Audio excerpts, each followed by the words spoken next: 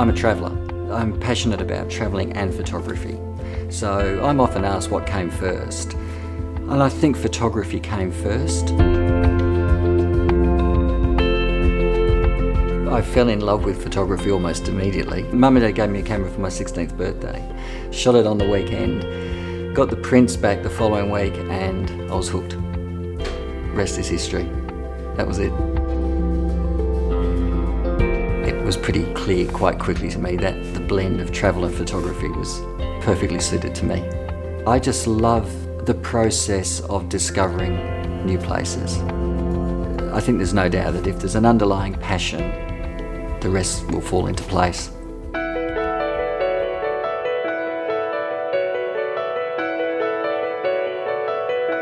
Given I earn my living from photography, I've always bought the best gear. When you're walking to Everest Base Camp and it's taken you 3 weeks to get there, you do not want your equipment letting you down. The Canon gear has been incredibly reliable. I went from film cameras to digital cameras, and I've never had any troubles with them at all, and I've taken them to some pretty extreme environments, seriously cold temperatures, and the opposite.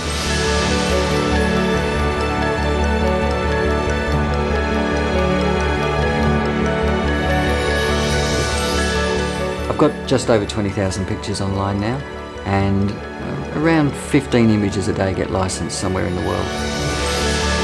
Because I'm shooting stock images, I don't know how they're going to be used. By a lot of photographer standards, I was a late adopter in terms of digital. I waited until I was able to get a digital file that I thought was as good, if not better, than colour transparency. The Canon sensors allow me to shoot files that will reproduce the reality of what I photographed, from postcard up to billboard size. The Canon cameras are just getting better and better.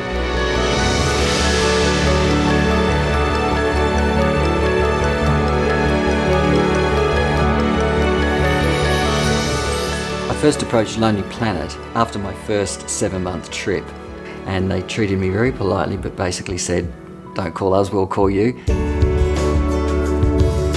But when I went back, I was much more prepared. By then I'd covered all of Asia, all of Australia, and so when I set up a meeting, I actually had something to offer this time. I appeared just at the right time. I had this fantastic coverage for a lot of the places they covered, and I quickly became the main supplier of images to Lonely Planet. I've done 3 big projects that have resulted in large format books on Australia, Nepal and India.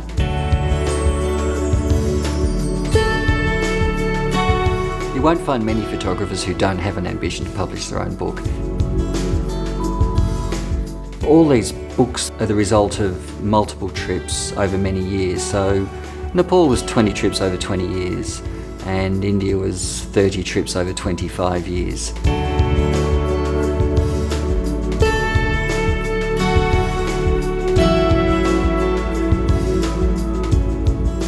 I've always kept my gear really simple because it's on my shoulder all day. I was so pleased with the Canon zoom lenses because the range of subject matter that I cover, and quite often the speed that I have to capture images at, the minute I found that the zooms were incredible quality, I was really pleased to just be able to work with a couple of zooms. It made my life so much easier. I'm always looking for the convergence of a really interesting subject with great light. That's what I spend my life doing. I shoot all my pictures with available light, and as a consequence of that, I'm often shooting in low light. And because of the fact that I can shoot at high ISOs that were just unheard of years ago, the Canon DSLRs have opened up opportunities to take pictures in places where I couldn't do it before.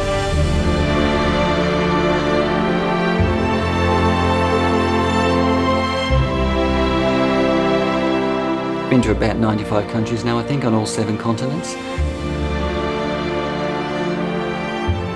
India's been a very special place in my career. The bathing ghats at Varanasi at sunrise is always an incredible sight. I've shot a lot in the Himalaya, right through the Himalaya, from one end to the other, and I went into Bhutan very early. The festivals around the world are just sensational destinations as a travel photographer. Been to the largest gathering of humanity ever at a festival called the Kumbh Mela in India. 30 million people gather. It's so big apparently you can see it from space. The glaciers and the geysers in Iceland remain very high on my list of great destinations, and I'd love to go back there, which is always saying something. I'm going to keep doing this forever. I can't really imagine stopping. It's what I love. It's who I am. There are far too many more places to go.